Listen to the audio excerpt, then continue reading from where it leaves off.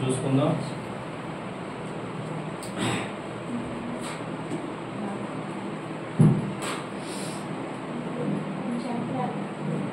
దేవునికి మహిమ కలుగును గాక. హల్లెలూయా. యెస్సీ గ్రంథము 6వ అధ్యాయము. యెస్సీ గ్రంథము 6వ అధ్యాయము మొట్టమొదట వచనం, 2వ వచనం చదువుతాం. యెస్సీ గ్రంథము 6వ అధ్యాయము 2వ వచనం.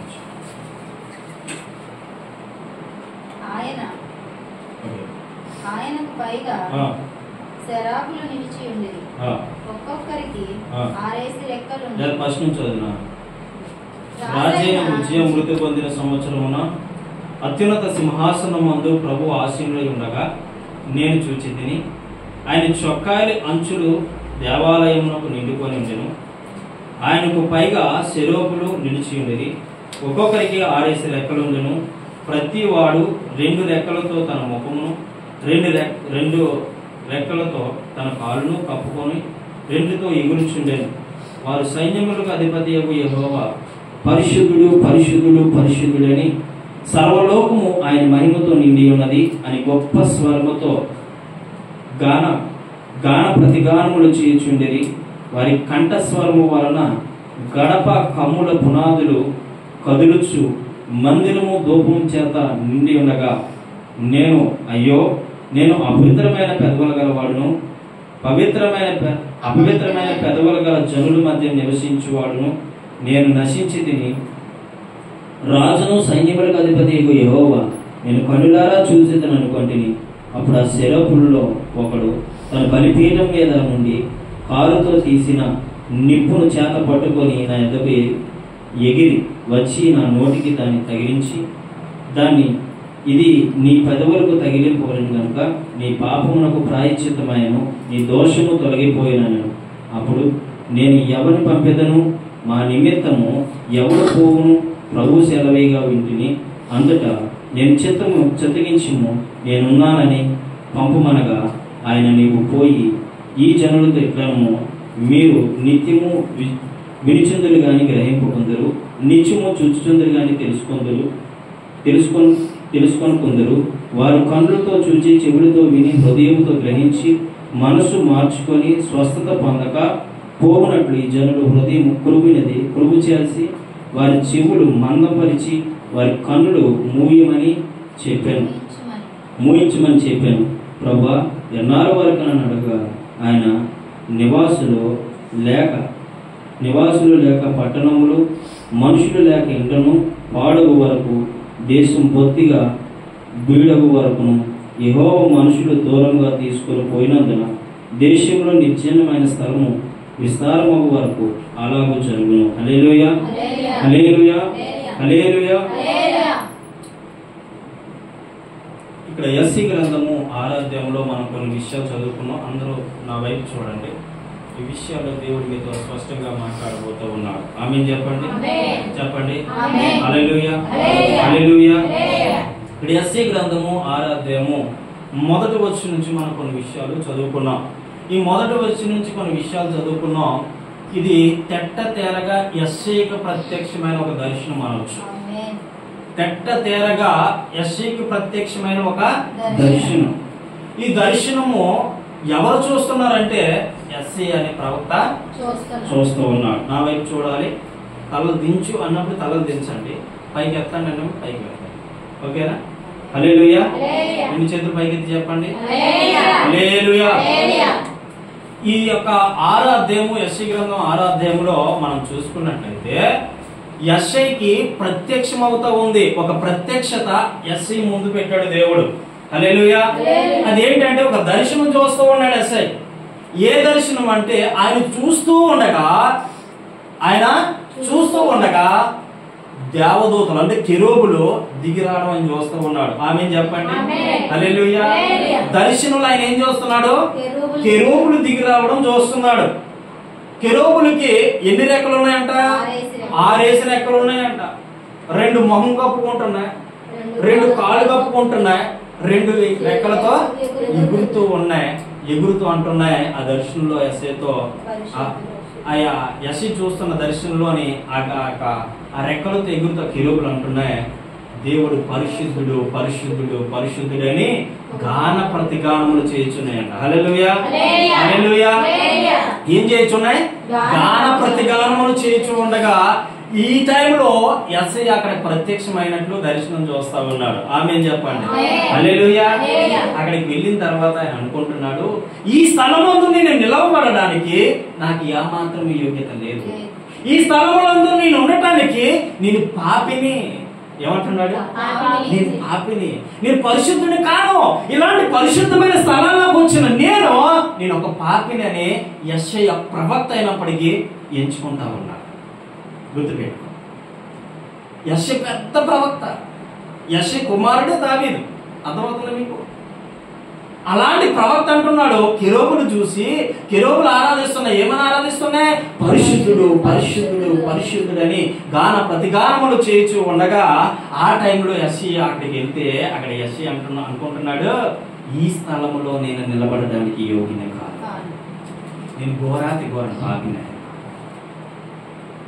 నేను ఘోరాతి ఘోర పాపములు చేసిన వ్యక్తినయ్యా. ఇలాంటి స్థలములో ఇది పరిశుద్ధమైన స్థలం అని తెలిసి నేను వచ్చాను చూడు, నేను అపవిత్రుడును. ఏమంటున్నాడు? నేను అపవిత్రమైన కార్యాలు చేసిన వాడిని, నేను పరిశుద్ధుని కాదు, నేను యథార్థవంతుని కాదు, నేను పరిపూర్ణుని కాదు, నేను పాపము చేసిన వ్యక్తిని. ఆయన తగ్గించుకొని అక్కడ ఆ కెరూబులతో అంటున్నాడు, ఈ స్థలంలో నేను ఉండడానికి.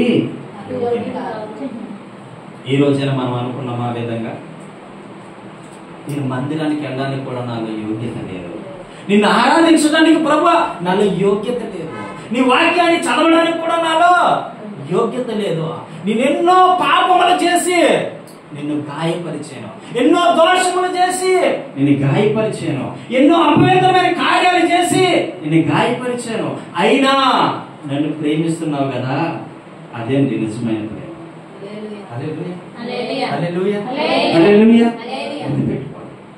యేసు ఎటువంటి ప్రేమ? నిజమైన ప్రేమ, అబద్ధమాడి ప్రేమ కాదు, డంబముతో కూడిన ప్రేమ కాదు, మచ్చలతో కలిగిన ప్రేమ కాదు, నిజమైన ప్రేమ చూపుచూ ఉన్నాడు యేసయ్య. హల్లెలూయా. ఆ కెరూబులు చెప్తూ ఉన్నాయి, యెషయాతో అంటున్నారు, యెషయాతో ఆ కెరూబులు అంటున్నాయి, హల్లెలూయా దేవునికి చూడనక్క దేవునికి స్తోత్రం. హల్లెలూయా. సౌండ్ తగ్గి, మూడోది సౌండ్, మూడోది కూడా తగ్గించు. దేవునికి స్తోత్రం. హల్లెలూయా. ఓకే, ఈ యెషయా తగ్గించుకొని అక్కడ అంటున్నాడు, ఏమని అంటున్నాడు తెలుసా? నేను ఈ స్థలంలో నిలబడడానికి నేను యోగ్యుని కాదయ్యా, నేను అర్హుని కాదయ్యా, నేను పాపిని, పాపం చేసిన వాడిని, ఈ స్థలంలో నేనెలా నిలబడగలుగుతాను అంటుంటే ఆ కెరూబు అంటుంది, ఒక అగ్ని గంధకము తీసుకొచ్చి తన పెదాలు కాల్చిందట. హల్లెలూయా. తన పెదాలే కాల్చిందట. ఎందుకు పెదాలు కాల్చింది? శరీరంలో ఇంకో పాట ఎంచుకోవచ్చుగా. ఎందుకు పెదాలు కాల్చిందంటే పెదాలతో దేవుని స్తుతిస్తూ ఆరాధించేయాలని. ఆమేన్ చెప్పు. హల్లెలూయా హల్లెలూయా.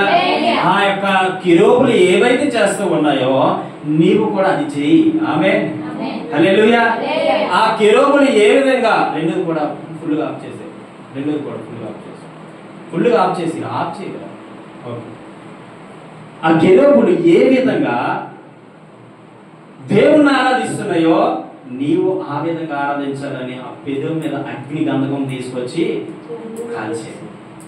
అప్పుడు దాకా ఎస్సీ ఎలాగున్నాడు తెలుసా? పాపము చేసిన వాడిగా ఆయన అంటున్నాడు, నేను పాపిని ప్రభువా, నేను పాపిని ప్రభువా, నేను మూర్ఖున్న ప్రభువా, నేను ఎందుకు పనికిరాని ప్రభువా. ఈ ప్రార్థన మనం ఎప్పుడైనా చేసామా? మన అడుగున ప్రార్థనలు ఎప్పుడైనా చేసామా? ప్రార్థన చేస్తారు, ప్రభువా నా కుటుంబాన్ని దీవించు, నా భర్తను దీవించు, నా భార్యను దీవించు, తర్వాత నా యొక్క అత్తమామను దీవించు, నాకు ఇచ్చిన గృహాన్ని దీవించు. ఇది దీవెన దీవెన దీవెన అని ప్రార్థిస్తామే తప్ప ఎప్పుడైనా నీకు ప్రార్థన చేయడానికి నాలో ఏమాత్రమైన యోగ్యత ఉందా?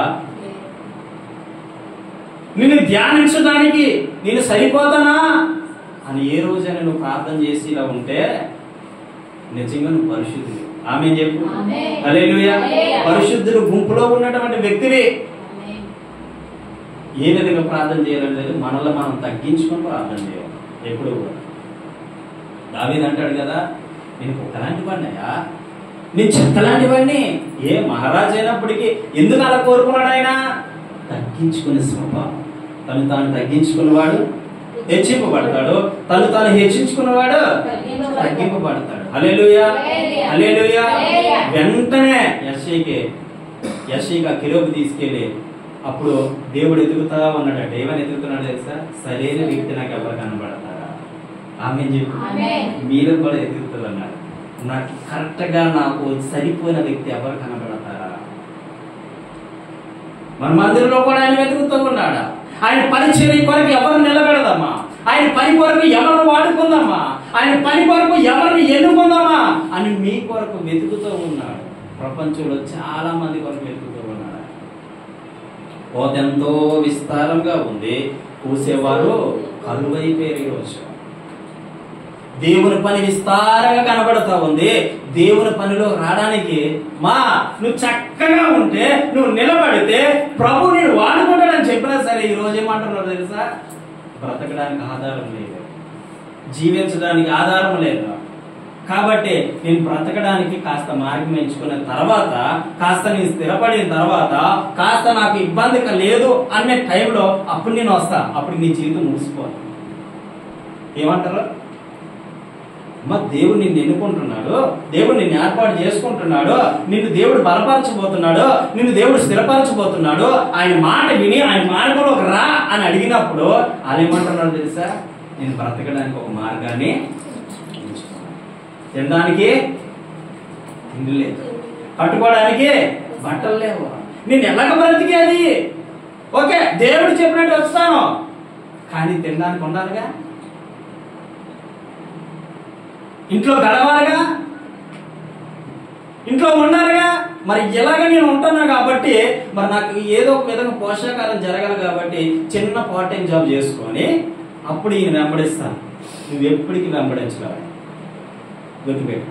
మీకు వాక్యం అర్థమవుతుందో లేదో నేను స్పష్టంగా మీకు తెలియజేస్తున్న మాటలు గుర్తుపెట్టుకోండి. నా మాటలు ఎలాగుంటాయంటే దేవుడు మాట్లాడుతున్న ప్రతి ఒక్క మాట కూడా మీ హృదయాలు చొచ్చుకుపోవాలంటే. ఆమేన్ చెప్పండి. హల్లెలూయా. పైకి ఎత్తండి, తలకాయలు పైకి ఎత్తండి, బుర్ర కింద దించుకోకండి. మీరే కొత్త పెళ్లి కూతురు కొత్త పెళ్లి కొడుకులు కాదు కదా, కింద దించకండి, పైకి ఎత్తండి, తల పైకి ఎత్తండి. దేవుడు నిన్ను ఎన్నుకొని ఏర్పాటు చేసుకొని నా సంఘంలో నువ్వే నాకు అవసరం, నా సంఘంలో నీవే నాకు కావాలి, నా సంఘంలో నిన్నే నేను ఎన్నుకున్నా, నా సంఘంలో నీవే నాకు అవసరం కాబట్టి నేను వాడుతా. నేను ఆమేన్ చెప్ప, నేను వాడుతా, నేను వాడుకుంటా, రా నా దగ్గరికి అంటే ఏం చెప్తారు ఈవిడ?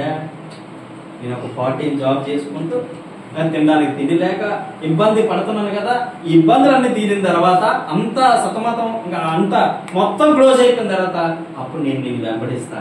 ఈ లోపు నీ జీవితం సగం ముగిసిపోద్ది. నువ్వు మోకాల మీద ప్రార్థన చేయలేవు, అవునా? నువ్వు మోకాల మీద ప్రార్థన చేయలేవు, కనీసం బైబిల్ చదవడానికి కళ్ళు సరిగ్గా పడవు. ఆ స్టేజ్ వచ్చేస్తాను. కానీ ఎస్ఐకి చెప్తున్నాడు, నేను ఎవరిని ఎన్నుకోవాలి. హల్లెలూయా. బిడ్డ, నీకు ఒక్క అవకాశం ఇచ్చాడు దేవుడు, నీకు మంచి అవకాశాన్ని దేవుడు కలిగి చేశాడు. ఏ రోజు మిస్ అయ్యవో ఆ రోజే దాన్ని నువ్వు తృణీకరించేదాన్ని అయ్యావు. ఏ రోజైతే యేసయ్య నిన్ను వాడుకుంటాడు రా అని చెప్పినప్పుడు లోబడితే గనక నువ్వు ఎంత గొప్ప స్థాయిలో ఉంది వైపాడి. దానికి నిదర్శనం చెప్పను, దానికి నిదర్శనం చెప్తావు. దానికి నిదర్శనం ఏంటంటే అబ్రహాముని పిలిచాడు. అబ్రహామా నువ్వు ఎక్కడికి వెళ్ళాలి? నేను చెప్పిన దేశానికి. అక్కడ రాయబడి ఉంటది, వారి బంధువులను, స్నేహితులను, రక్త సంబంధులను అందరిని విడిచిపెట్టి ఆయన చెప్పిన దేశానికి వెళ్ళిపోయాడు. ఆయన అవునా? వెళ్ళాడా లేదా? కాబట్టి ఇప్పటికీ కూడా అబ్రహాము ఆస్తి ఎక్కడ ఉంది ఎవరికి తెలియదు. ఆమె చెప్పు. హల్లెలూయా. ఆస్తి కోసం అని కాదండి, అంత హెచ్చించాడు దేవుడు. ఆమె చెప్పు. ఒక్క మాట ఏలియా అన్నాడు, ఏలియా నువ్వు వెళ్ళి ఒక సరస్సులో దాగు, నేను నీ కాకుల ద్వారా ఆహారం పంపిస్తా. హల్లెలూయా. హల్లెలూయా. చెప్ప హల్లెలూయా. కాకుల ద్వారా ఆహారం పంపిస్తా అంటే ఆ సరస్సులో దాగుని ఏలియాకి కాకుల ద్వారా చిక్కులు పెట్టాడు. ఏడు పెట్టాడు? మాంసపు ముక్కలు పెట్టాడు. నువ్వెందుకు అలా పడిపోతావు దేవుడు పిలిచిన తర్వాత? నేను నా ఇంటికి సంపాదించుకోవాలి, నా భర్త ఈ అమ్మాయిలు కట్టాలి, నేను ఆ అమ్మాయిలు కట్టాలి, ఇది అది అని చెప్పి నీ జీవితాన్ని నువ్వే పాడు చేసుకుంటున్నావు. ఆల్రెడీ నిన్ను దేవుని శక్తి తాకుతూ ఉంది, ఆల్రెడీ దేవుని మహిమ నిన్ను తాకుతూ ఉంది. నువ్వు దేవునికి ఇష్టమైన వ్యక్తివి, నువ్వు దేవుని దృష్టిలో గొప్ప వ్యక్తివి, నువ్వు దేవుని దృష్టిలో గొప్ప వ్యక్తిగా ఎంచబడ్డావు. కాబట్టి దేవుడిని పిలుచుకుంటే ఈ రోజు నువ్వేం చెప్తున్నావు అంటే నా ఇంట్లో పరిస్థితి బాగాలే, నువ్వు దేనికి పిలవబడ్డా? ఈ విశాఖపట్నంలో ఎవరిని ఎన్నుకోకుండా నిన్ను ఎందుకు అనుకున్నాడు? వారికంటే నువ్వు యోగ్యురాలేనేగా. నిన్ను ఎన్నుకొని నిన్ను నిలబెట్టి నిన్ను ఆశీర్వదించడానికి ఆయన పిలిస్తే చిన్న చిన్న చిన్న చిన్న భౌతిక సంబంధమైనటువంటి వాటి వరకు పరిగెత్తుతున్నాం. ఏమైపోయో తెలుసా? ఆ రోజు తృణీకరించబడ్డావు దేవుని దృష్టిలో. దాన్ని మళ్ళీ సంపాదించుకోవడము చాలా కష్టం. హల్లెలూయా చెప్పండి. హల్లెలూయా. హల్లెలూయా. హల్లెలూయా. మొత్తానికి ఎస్ వెళ్ళాడు. నేను వెళ్తా ప్రభా ఏమన్నాడు? ఆ ధైర్యం నీకుందా? నేను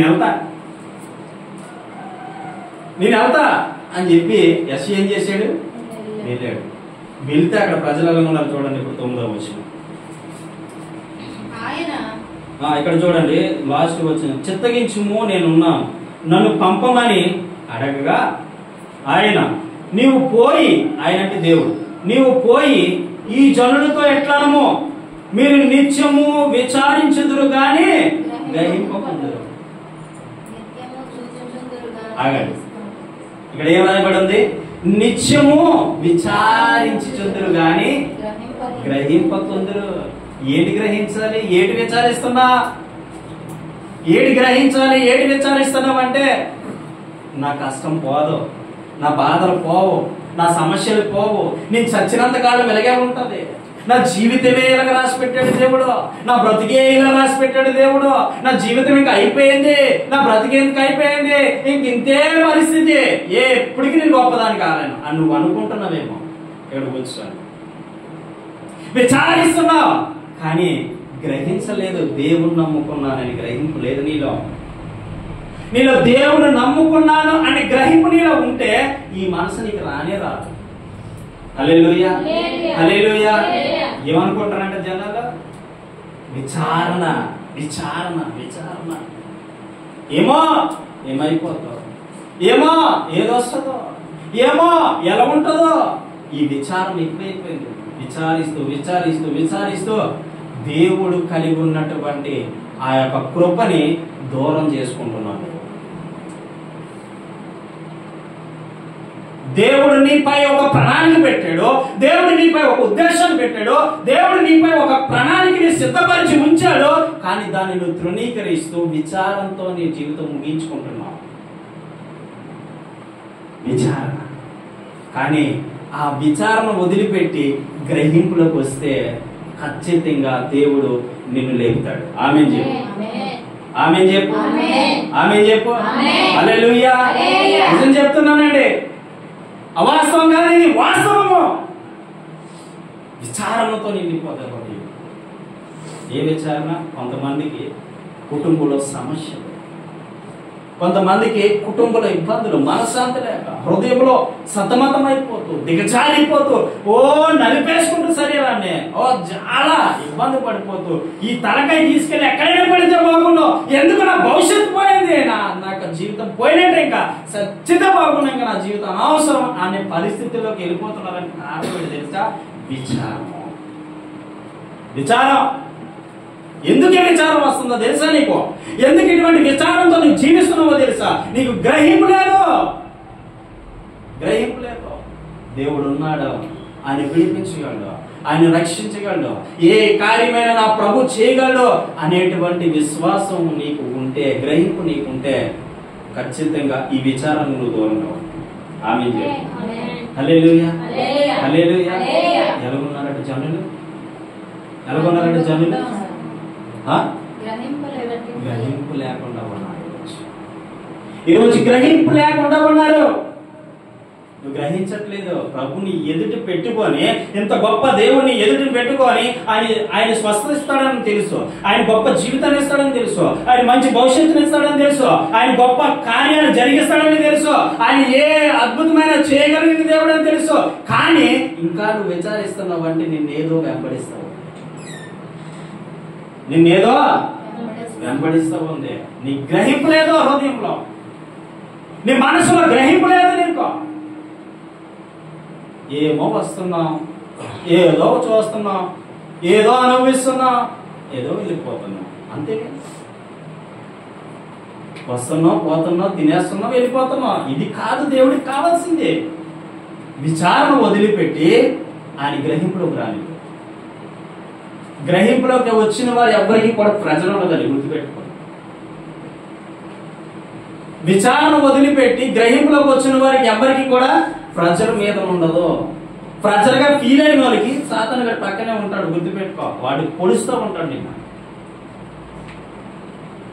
క్షీణించి క్షీణించి క్షీణించి క్షీణించి ఎలాగైపోతుంది తెలిసే పరిస్థితి. ఈ తలకే తీసుకెళ్ళి ఏ టైం కానీ గుర్తుకుంటే బాగుంది కదా నా లైఫ్ అయిపోను. ఇలాంటి ఆలోచనలు ఎందుకు వస్తాయంటే నీ విచారణ వలన. కానీ అదే టైంలో నువ్వు గ్రహిస్తే ఏం గ్రహించాలో తెలుసా? ఏం గ్రహించాలో తెలుసా? ప్రభు దగ్గర ఏం గ్రహింపు కలిగి ఉండాలో తెలుసా? ప్రభు దగ్గర నా దేవుడు ఎప్పటికైనా నా స్థితి మారుస్తాడు, ఎప్పటికైనా నా బ్రతుకు మారుస్తాడు. ఆ యొక్క జ్ఞానం కలిగి ఉండనేవో, గ్రహింపు కలిగి ఉండనేవో, నీ జీవితాన్ని ఎప్పుడు కూడా నేను ఆశీర్వదించబడతా. చెప్పండి, నేను చెప్పినట్టు చెప్పండి. నేను ఆశీర్వదించబడతా, నేను దీవించబడతా, నేను ఒక ఉన్నతమైన స్థాయిలోకి వెళ్తా. నీకు ఖచ్చితంగా నా భవిష్యత్తుని గొప్ప జీవితంగా దేవుడు మారుస్తాడని నమ్మకం ఉంది. చెప్పరా? నమ్మకం ఉంది అంటే నిన్ను నువ్వే నమ్మట్లేదు. నేను చెప్పినప్పుడే నమ్మట్లేదు. నిన్ను నువ్వే నమ్ముకోకపోతే బయటికి నువ్వేం చెప్పగలుగుతావు? చాలా మంది అంటారు ఇక్కడ ఉండి మాట్లాడట, ఇక్కడ వరకు వచ్చిన మాట ఇంక రాగలవు. నీ హృదయంలో ఏదైతే ఉంటుందో బయటకు వస్తుంది ఖచ్చితంగా. నీ హృదయంలో భారం లేదు, బయటకి ఏమవుతుంది? ఇక ఇప్పటికైనా అనుకోవాలి, విచారణ మాని ఆలోచనలోకి రా.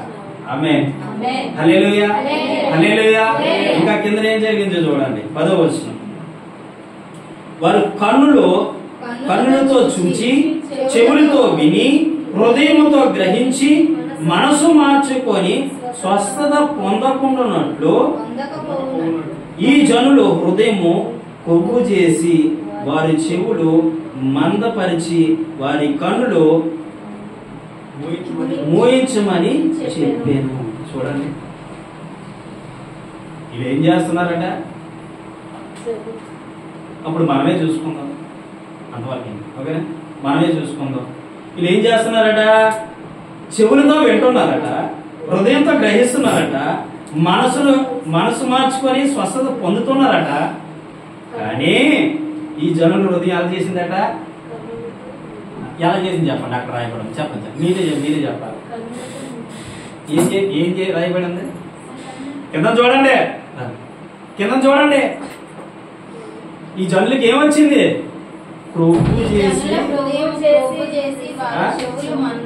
అమ్మా నేను చెప్పాను, వాక్యం చెప్పిందా? నేను చెప్పాను నీకు అది చేసింది అని ఏం మాట్లాడుతుంటారు బాగా? మాట్లాడుతుంటారు మీరా? ఏ అంటారా? ఇప్పుడు చెప్పండి, వాక్యం చెప్తుందా నేను చెప్తున్నాను? వాక్యం చెప్తుంది. నేను ఆ మాట అన్నాను అనుకో, నన్ను ఇక్కడ నిలబెట్టలేదు. హల్లెలూయా. కానీ అలాంటి వాళ్ళు కాదులే మీరు, మనుషులు. కానీ ఇక్కడ ఏమని రాయబడింది తెలుసా? ఇక్కడ ఏమని రాయబడింది తెలుసు? మళ్ళీ 10వ వచనం. వారు కన్నులతో చూచి, చూస్తున్నారా లేదా? దేవుని మహిమ కల్లారా చూస్తున్నారా లేదా? చెప్పాలి ప్రతి ఒక్కరు. ఇక్కడ అందరూ సాక్షులే, ఇక్కడ ఎవ్వరు వేరింపేం కాదు. కళ్ళుతో చూస్తున్నారా లేదా తెలుసా? దేవుని మహిమని కళ్ళారా చూస్తున్నారా? ఇప్పుడు మళ్ళీ చూడండి, కన్నులతో చూచి చెవులతో వింటున్నారా? దేవుడు అనేకమైనటువంటి కృప, దయ, అద్భుతాలు, ఆశ్చర్యమైన కార్యాలు వింటున్నారా లేదా? చూస్తున్నారా లేదా? ఇంకా హృదయంలో గ్రహింపు ఉందా? ఏ గ్రహింపు? దేవుడు ఉన్నాడు కాబట్టి ఇది చేస్తున్నాడు. మనసు మార్చుకొని జీవిస్తేనే కదా ఇందులోకి వచ్చారు ఈ మార్గంలో. అసలు ఇక్కడ ఇవన్నీ బాగా ఉన్నాయి. అసలు స్వస్థత ఉందా మీకు? స్వస్థతలు ఎందుకు రాలేదు? ఈ మీలో ఉంటే సంపూర్ణ విడుదల. ఆమేన్ చెప్పు, ఆమేన్ చెప్పు, ఆమేన్ చెప్పు. ఏమి ఉండాలి? మళ్ళీ వారు కన్నులతో చూసినవి నమ్మాలి. కళ్ళుతో చూసినవి, కళ్ళుతో చూచి చెవులతో విని హృదయముతో గ్రహించి మనసు మార్చుకొని స్వస్థత పొందకపోవునట్లు ఈ జనుల హృదయం ఏమైందట? మరి నేను చెప్పింది అదే చెప్పుకున్నాను. అది ఎక్కువైందండి మనకి. అది దేవుడు చేసే అద్భుతాలు నువ్వు చూస్తున్నావు, దేవుడు చేసే ఆశ్చర్యమైన కార్యాలను కళ్ళారా చూస్తున్నావు, దేవుడు గొప్పవాడని తెలుసుకుంటున్నావు, హృదయంలో గ్రహించో, అందుకే ఈ మార్గాన్ని ఎంచుకున్నావు. చక్కని జీవితం నీ ఎదుట ఉంది. అయినప్పటికీ కూడా నీ హృదయం ఏం చేసింది తెలుసా? కొంతమంది అంటారుగా, కొవ్వు పట్టిందిరా నీ శరీరం. మాట లేదంటే కొవ్వు పట్టింది నీ శరీరం. కొవ్వు పట్టిసట లోపల ఏం ఏర్పడేట? బిల్లలు ఏర్పడేట. మా సైడ్ అంటారులేండి ఆ డైలాగ్స్. కొవ్వు పట్టింది నీ శరీరం. ఎందుకు కొవ్వు పట్టిందంటే దేవుని మాట వినకుండా వ్యతిరేకంగా నేను మార్చింది ఆ కొవ్వు. దేవుని మాటకి వ్యతిరేకంగా నేను మార్చింది ఆ కొవ్వు. దేవుని మాట వినకుండా ఉన్న వారికి ఇది పడుతుంది. నిజం చెప్తాను. ఇంత గొప్ప దేవుణ్ణి ఆయన ప్రత్యక్షంగా దర్శనంలో చూస్తున్నాడు. యెషయా భక్తులు దర్శనంలో చూస్తూ అంటున్నాడు, నేను పాపిని కానీ నన్ను ఎన్నుకున్నా ప్రభా నీవు. ఆమేన్ చెప్పు. ఇప్పుడు అందరూ మనం పాపం చేసి దేవుని గురించి మహిమను పొందలేకపోతున్నామా లేదా? అవునా కదా? ఇంత గొప్ప పాపిని పాపంలోంచి, శాపంలోంచి, దరిద్రమైన బ్రతుకులోంచి, ఆ ఘోరాతి ఘోరమైనటువంటి పాపంలోంచి నిన్ను విడిపించి నిన్ను పరిశుద్ధుడిగా పక్కన పెడితే నీ హృదయం ఇప్పుడు ఏం చేసిందట? ప్రభు చేసింది. అయ్యో, దేవునికి ఇప్పుడు నువ్వు వ్యతిరేకవా లేకపోతే దేవుడు నువ్వు ఆరాధించే వ్యక్తివా? చెప్పా. ఎక్కడో వ్యతిరేకులు ఉంటారండి. క్రైస్తవుల్లోనే వ్యతిరేకత, క్రైస్తవ్యంలోనే వ్యతిరేకత. అందుకే 133 కీర్తన మొదటి వచ్చిన ప్రకారం అక్కడ ఉన్నది, సహోదరుల ఐక్యత కలిగి నివసించుట ఎంత మేలు, ఎంత వీళ్ళ మీద ఐక్యత. వాక్యం చెప్తారు, పాటించరా. వాక్యం వింటారు, పాటించరు. విశ్వాసం అయితే వాక్యం వింటారు, పాటించరు. సేవకులు అయితే వాక్యం చెబుతారు, పాటించరు. అది నేనే అని కాదు, నేను అన్నట్టు అర్థమవుతుంది కదా. ఏదో దేవుడి కృపను బట్టి ముందు కొనసాగిపోతారు. కానీ చాలా మంది జీవితాలు ఇది ఉంది, చాలా మంది బ్రతుకులు ఇది ఉంది. ఏంటి అది? దేవుని వాక్యం విన్నట్టుగా విడిచిపెట్టేస్తున్నారు. కాబట్టి నీ హృదయంలో, నీ జీవితంలో కార్యాలు జరగట్లే. నీ మనసులో, నీ హృదయంలో ఉన్నటువంటి ఆ రోగం పోవట్లే. ఎందుకు నీ జీవితంలో అద్భుతాలు జరగలే అంటే, నేను ప్రార్థన చేస్తున్నాను, నేను బైబిల్ చదువుతున్నాను, నేను ఇంకేదో దేవుని కొరకు చేస్తున్నాను, అయినా నా జీవితం ఇలా ఉందేంటి అనుకుంటున్నావు కదా. నువ్వు దేవుడి మీద ఆధారపడలేదు. దేవుడి మీద ఆధారపడకుండా నువ్వు బైబిల్ చదివితే ఎందుకో, ప్రార్థన చేస్తే ఎందుకో, మరి దేవుని కొరకు కానుకలు ఇస్తే ఎందుకో. నీ హృదయం, ఆ హృదయంలో నువ్వు కొవ్వు కరిగించుకో. ముందు హృదయంలో ఉన్న కొవ్వు కరిగించుకొని ఏ సైకిల్లో వాడు. హృదయం కొవ్వు కరగాలంటే ఏం చేయాలి తెలుసా? ఉన్నాండి 10 రోజులు ఉపవాసం ఉంటే ఆ జీవితం ఏంటో తెలుస్తుంది. అప్పుడు నీకు తప్పు చెయ్యాలనిపిస్తుందో, లేదంటే పొరపాటు జోలికి వెళ్ళాలనిపిస్తుందో, లేదంటే వెళ్ళకూడదనిపిస్తుందో నీకు అర్థమైపోతుంది. క్లారిటీ నేను చెప్పవలసిన లేదు, అది నేర్పేస్తుంది, ఆ బుద్ధి నేర్పేస్తుంది. 10 రోజులు ఉపవాసం ఉంటే తినడం మానేసి కాస్త కొవ్వు కరుగుతుంది బాబు. దేవుడు అంటే ఏమనుకుంటున్నావు? నేను ఇంకా ఎస్సీ తెట్ట తేరగా చూస్తున్నాడు. ఎవరిని చూస్తున్నాడు తెలుసా? దర్శనంలో దేవుని చూస్తూ ఉన్నాడు. హల్లెలూయా. నీకు అనుభవం ఉందా ఈరోజు? ఘోరాంతి ఘోర పాపినైనా నేను దేవుని చేసే కృపను దయచేసావు ప్రభా, నేను ఎంత దౌర్భాగ్యాన్ని, నాలుగు పాపంతో జీవించిన నా బ్రతుకుని ఈ రోజు నన్ను ఎన్నుకుంటాను అంటున్నావే, అదేయా నీ కృప. ఆయన ఆలోచనలు ఉంటాయి. ఆయన ఆలోచనలు ఎప్పుడు ఉన్నతంగా ఉంటాయి. నీ ఆలోచనలు ఎప్పుడు దిగజారిపోయినట్టే ఉంటాయి. ఆయన ఆలోచన ఏంటి తెలుసా? నిన్ను ఎప్పటికైనా పైకి తీసుకురావాలి, పైకి తీసుకురావాలి, పైకి తీసుకురావాలి, పైకి తీసుకురావాలి ఆయన ఆలోచిస్తాడు. నీవెప్పుడు నీ ఆలోచన ప్రకారం నువ్వు నడుస్తా చూడు, నీ స్వబుద్ధిని ఆధారం చేసుకుంటా చూడు, నీ సొంత మనసును ఆధారం చేసుకుంటా చూడు, నువ్వు తిన్నగా తిరిగి తిరిగి తిరిగి ఆ బోధనని పడతావు. ఎందుకో తెలుసా? నీ హృదయము ఆయనకి వ్యతిరేకంగా ఉంది. నీ హృదయము ఆయనకి వ్యతిరేకంగా ఉంది.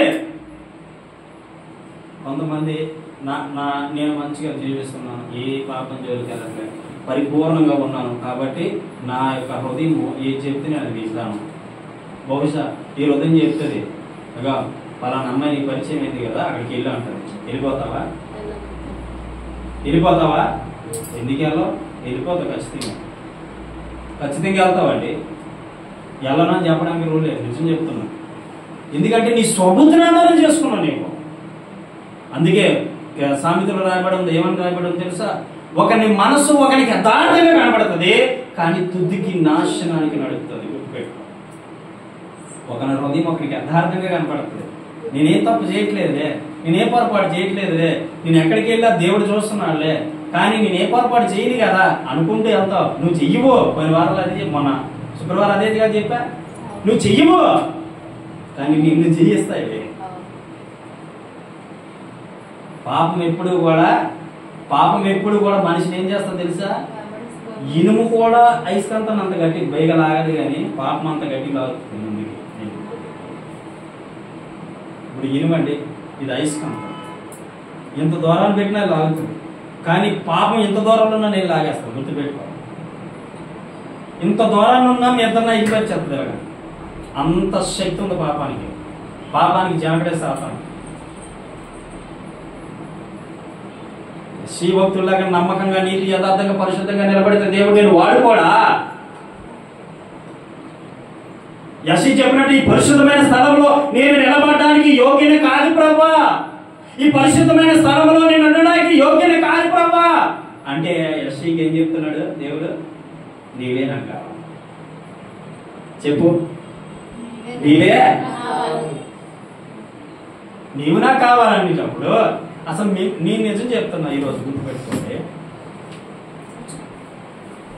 ఈ యొక్క ఏరియాలో కొన్ని వేలాది లక్షలాది మంది ప్రజలు ఉన్నారు.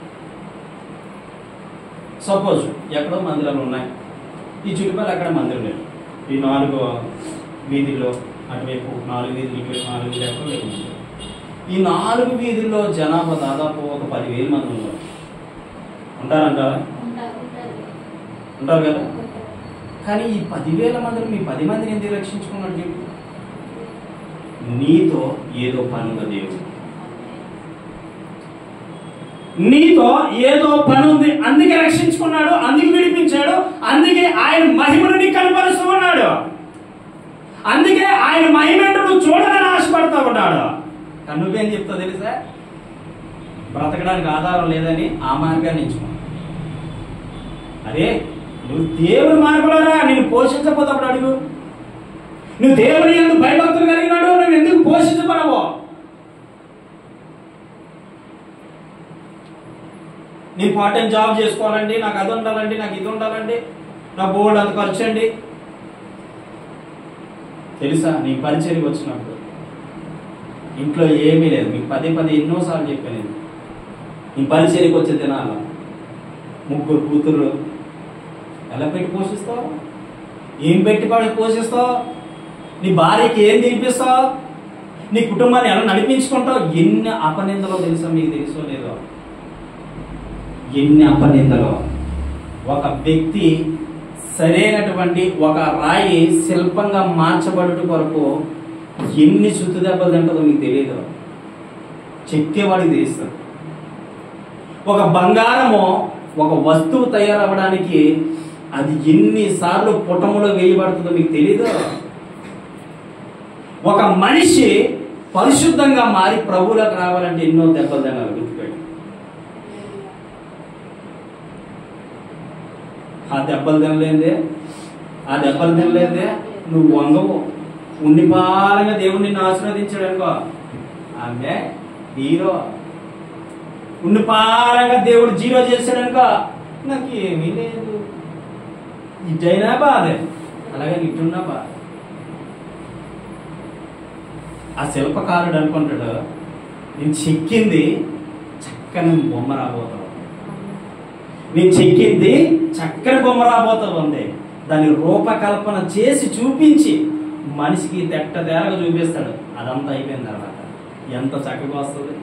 కుటుంబంలో వేయబడిన బంగారం, నీకు రింగ్ కావాలంటే రింగు, ఉంగరం కావాలంటే ఉంగరం, చెవిలి కావాలంటే చెవిలి, ఎన్నిసార్లు ఆ యొక్క కుటుంబంలో వేయబడుతుందో తెలుసా? అరే వస్తువులకి అంత బాధ ఉన్నప్పుడు మనిషిని నువ్వు చెక్కబడాలి యేసయ్య చేతిలో. ఆమె చెప్ప చెక్కబడితేనే కానీ అద్భుతం ఏంటో చూడలేవు. చిన్న దెబ్బ తగిలేసరికి సైడ్ అయిపోతావు దేవుని సన్నిధి. చిన్నది దేవుడు కొట్టేసరికి సైడ్ అయిపోతావు దేవుని సన్నిధి. చిన్న బాధ కలిగేసరికి దేవుని సన్నిధిలోంచి వెళ్ళిపోతావు. చిన్న ఇబ్బందికరమైన పరిస్థితులు అనుకోకుండా కొన్ని మాటలు మాట్లాడడానికి వెళ్ళిపోతావు దేవుని సన్నిధిలో. ఒకవేళ పాపంతో నిండిపోయిన నీ బ్రతుకుని మార్చుకోమని దేవుడు చెప్తే నాకు అలాంటి మందిరం వద్దని వెళ్ళిపోతావు. చిన్న చిన్న వాటికి వెళ్ళిపోయింది నీవు, చిన్న చిన్న వాటికి కలిగింది నీవు. ప్రభువుని ఎందుకు భారం పెడతామయ్యాన్ని? ఆయన లేడు, నా ద్వారా ఏ అద్భుతం చేయలేదు, ఏ కార్యం చేయలేదు, ఎందుకు నువ్వు అనుకుంటావు అలాగా?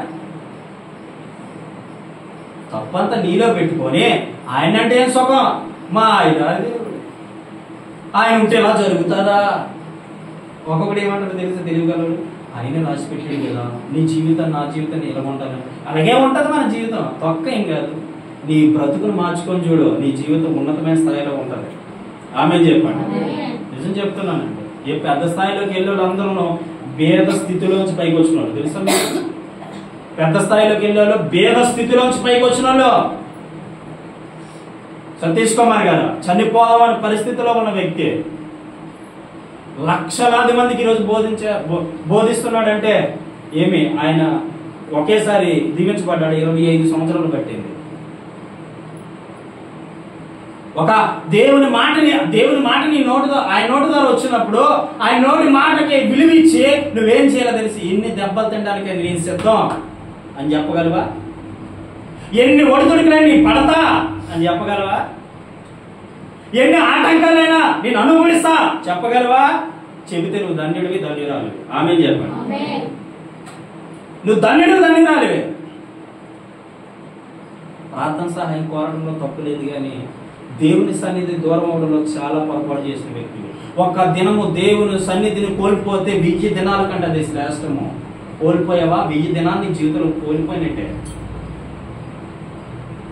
చిన్న దెబ్బ ఇలాగేం కాదు, ఆయన ఎలా కొడతాడు అంతే, ఏ అంటేనే తప్పడిపోతాడు. ఆయన గట్టి కొడితే ఎలా ఉండదు తెలుసా? మంచమికే పరిమితి. ఆయన కొట్టడు ఎవరిని, ప్రేమిస్తాడు ఆయన. నువ్వు పాపం చేసినా ప్రేమిస్తావు, నువ్వు దోషం చేసినా ప్రేమిస్తావు, నువ్వు వ్యతిరేకంగా ఉన్నా ప్రేమిస్తాడు. నువ్వు ఆ యొక్క పనికిమాల ఆలోచన ద్వారా ఉంటావు కదా, అయినా నిన్ను ప్రేమిస్తాడు. నువ్వు ఏ విధంగా ఉన్నా ఆయన నిన్ను ప్రేమిస్తూనే ఉంటాడు. ఎందుకంటే అది యేసయ్య ప్రేమ, మానవుల ప్రేమ కాదు. ఏ ప్రేమ? యేసయ్య లాగా నువ్వు తగ్గించుకొని ఉంటే యేసయ్య గొప్ప ప్రవక్త అయ్యాడు తెలుసా మీకు? యేసయ్య గొప్ప ప్రవక్త. ఎలాగయ్యాడు అనుకున్నావు? తగ్గించుకున్నాడు. ఆయన ప్రార్థనలు ఏమో తెలుసా? అక్కడ రాయబడి ఉంది 6వ అధ్యాయంలో. అక్కడ ఏమంటున్నాడు? ఈ పరిశుద్ధమైన స్థలంలో నేను నిలబడడానికి అర్హుని కాదు, యోగ్యుని కాదు, నేను పాపినే. ఏమనాలి? ప్రార్థన ఎలా చేయాలి తెలుసా? నీ పాపిని ప్రభువా, నన్ను రక్షించుకో, నన్ను విడిపించు, నాకు స్వస్థత ఇవి, నాకు ఆరోగ్యం ఇవి, నీ కొరకు నేను నిలబడతా. ఆమె చెప్పు. అప్పుడు దేవుడు ఎత్తుకుతున్నాడట. దేవుడు ఎత్తుకుతున్నాడా లేదా? దేవుడు ఎత్తుకుతున్నాడా లేదా? నమ్మకమైన వారి కొరకు ఎదుగుతున్నాడు. మీరందరూ నమ్మకస్తులు కాబట్టి రక్షించుకున్నాడు. మీరందరూ నమ్మకస్తులు కాబట్టి ఈ యొక్క మందిరంలో ఉంచాడు. మీరందరూ దేవుని దృష్టిలో యథార్థవంతులు కాబట్టి ఇక్కడ నిలబట్టాడు. అయినప్పటికీ నువ్వే తూలిపోతే 10 మందికి ఏం చెప్పగలుగుతావు? ఎందుకు లేదు తమ్ముడు మా అక్క అంట, ఈ బ్రతికి ఎందుకు? చచ్చిపోతున్నాను ఇంటికాడ, ఇబ్బందులు పాలైపోతున్నా, ఆటంకాలు వస్తున్నాయి, బుర్ర ప్రజలు ఎక్కువైపోతూ ఉంది, చాలా ఆటంకాలు ఎదుర్కొంటున్నావు కాదు, శోధించబడిన ఎలా సువర్ణ వలె, సువర్ణం ఏంటి తెలుసా? బంగారం. ఆమె చెప్పు, శోధించబడితేనే బంగారం వలె మార్చబడుతుంది నీ బతుకు. ఏమనుకుంటున్నావేమో, ఈరోజు శోధన గుండా వెళ్తూ వెళ్తూ వెళ్తూ వెళ్తూ నీ ప్రయాణం ఆగిపోదు. ఆఫ్ చేసే దేవుడు కాదు, దానికి గ్రీన్ సిగ్నల్ ఇచ్చి నడిపించే దేవుడు. ఆమె చెప్పు, ఆమె చెప్పు. ఏ బ్రతుకులో నువ్వు ఉన్నావో దేవుడు చూస్తున్నాడు. చూడకుండా మనకి బ్రతుకు రాలే, ఈ పరిస్థితి కలగలే. దెబ్బ మీద దెబ్బ పడితేనే శిల్పం తయారవుతుంది రాయ. కుటుంబంలో 1000 పడితేనే బంగారం వస్తువుగా తయారవుతుంది. ఏ శైలిలో నువ్వు కరెక్ట్గా మార్పు చెంది మంచి అవకాశానికి ఎదురు చూస్తూ ఉంటే టైం పడుతుంది, కానీ అద్భుతం జరుగుతుంది. ఆమె చెప్పు, ఆమె చెప్పు. అద్భుతం జరుగుతుంది. అరే నా జీవితం నేను చూసుకుంటే ఈ మధ్య ఆశ్చర్యంగా ఉంటుంది, నా భవిష్యత్తు నేను చూసుకుంటే ఈ మధ్య ఆశ్చర్యంగా ఉంటుంది. ఎవరో తెలీదు, దేవుడు వారి ద్వారా అమౌంట్ అయిపిస్తున్నాడు. తీరా మూసి వాట్సాప్లో చూస్తే డబ్బులు వస్తూ ఉన్నాయి. తెలియని వాళ్ళతో వేయిస్తున్నాడు, తెలిసిన వాళ్ళతో కూడా.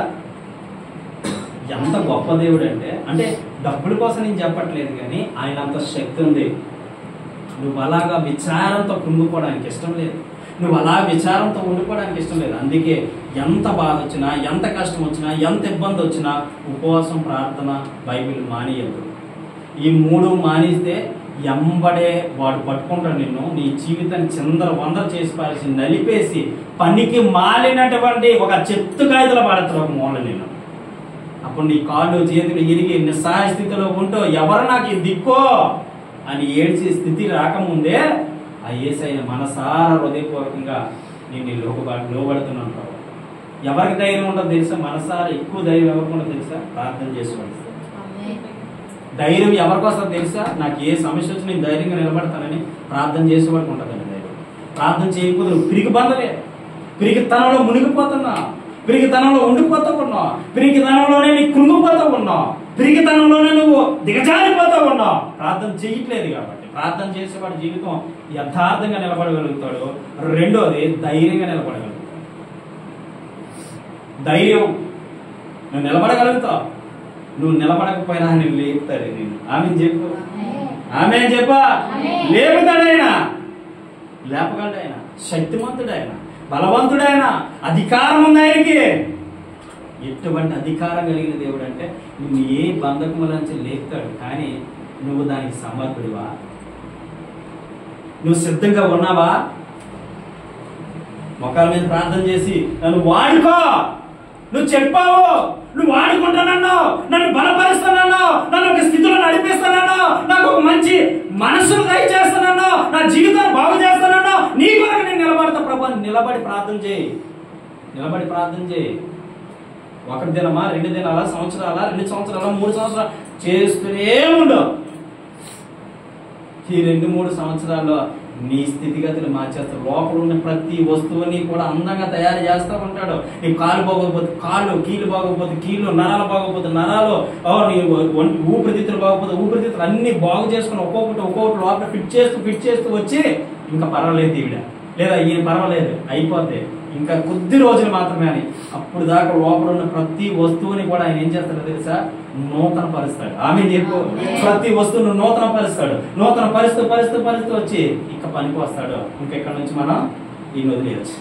ఆమె ఎక్కడ? పరిచర్యలో. ఆమె చెప్పు, పరిచర్యలో పెట్టొచ్చు. అప్పుడు దాకా నేను రిపేర్ చేస్తూనే ఉంటాడు. బోర్కు వచ్చిన బండిని ఎన్ని సామాన్లు ఇప్పాలి, ఎన్ని చిన్న బోర్డులు ఇప్పాలి, అవునా? ఎన్ని ఇప్పితే బోర్ అవుతుంది. అలా నిన్ను రిపేర్ చేస్తూనే ఉన్నాడు. కానీ ఆ రిపేర్లోనే నేను తప్పిపోతున్నావు, ఆ రిపేర్లోనే నువ్వు పక్షకి వెళ్ళిపోతున్నావు, ఆ రిపేర్లోనే నీకు ఇబ్బందులు కలుగుతున్నాయి. ఇంకా దేవుడిని విడిచిపెట్టేస్తున్నావు. కొన్నిసార్లు మనసు ద్వారా, నోటి ద్వారా ఇంకా ఘోరాతి ఘోరం అని పాపాలు చేసేస్తాను. ఆయన చూడట్లేదా? నేను రిపేర్ చేసుకుని వస్తున్నాడు, లోపల నుంచి చేసుకొస్తాడు. బయట చూస్తారు మనుషులు, గుర్తుపెట్టుకోండి. మనుషులు అయితే బయట చూస్తారు, దేవుడైతే హృదయ అంతరంగా చూసే దేవుడు. ఆమె చెప్పు, హల్లెలూయా. హల్లెలూయా. ఒప్పుకుంటావా పాపిని? యేసు దగ్గర ఒప్పుకోగలుగుతావా? అలాంటి ఎస్ఐని వాడుకున్నాడు, గొప్ప ప్రవక్త. ఆయనే చెప్పాడు, యేసుక్రీస్తు లోకంలో పుడతాడు, ఆయన భుజం మీద రాజ్యభారం ఉంటుంది, ఆయన పేరు ఆశ్చర్యకరుడు, ఆలోచనకర్త, నిత్యుడగు తండ్రి, సమాధానకర్త, అధిపతి అని పేరు పెట్టబడునని రాయబడి ఉంటారు వాక్యంలో. యెషయా గ్రంథం 9వ అధ్యాయం 6వ వచనం. ప్రవచనం చెప్పాడు, తెలుసా మీకు? మీకు చూపించినాక కొన్ని విషయాలు, ఇవన్నీ ప్రవచనాలు. యెర్మీయా గ్రంథం 18వ అధ్యాయం 15వ వచనంలో అదే మాట ఉంటుంది. ద్వితీయోపదేశకాండం 32:17 ఒక మాట ఉంటుంది. లాస్ట్ మాట చెప్పి ముగించేస్తాను. మత్తయి సువార్త 11:29 ఒకసారి తీయండి. మత్తయి సువార్త 11:29.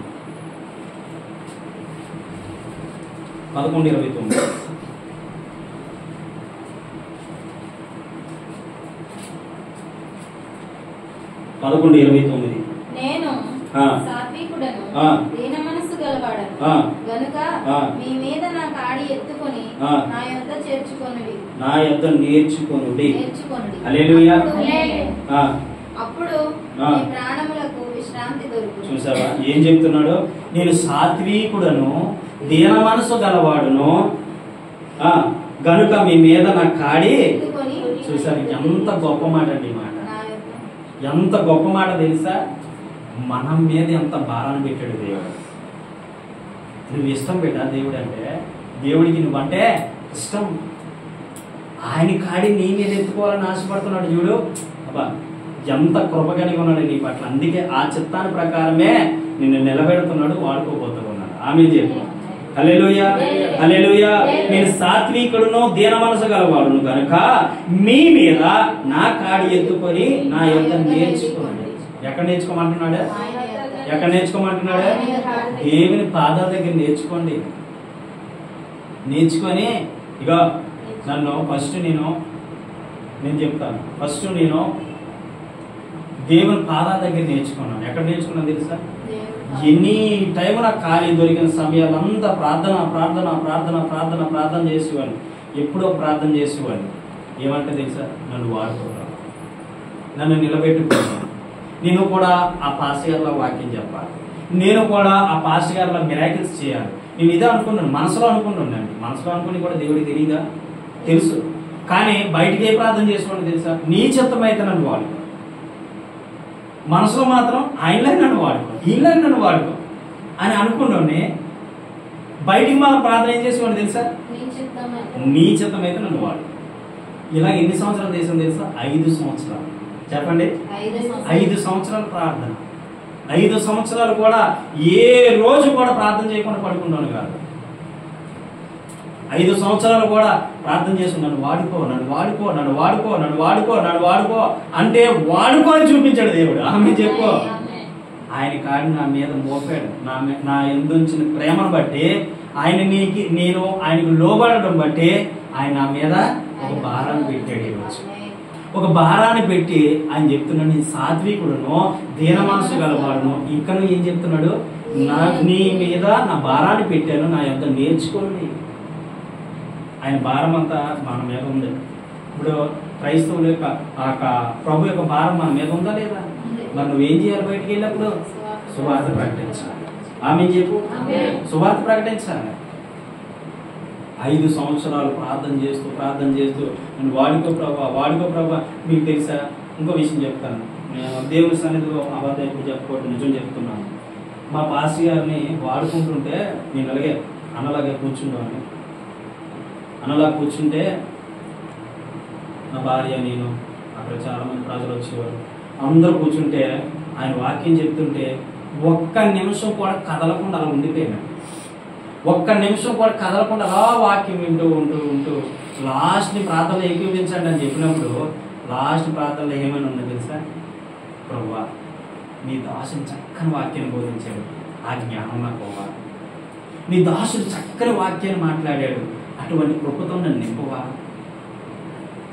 అని ఎన్నోసార్లు కన్నీరు కార్చి దేవుని దగ్గర హృదయపూర్వకంగా అడిగే దినాలు ఉన్నాయి. అది 1 రోజు 2 రోజులతో పోయింది కాదు.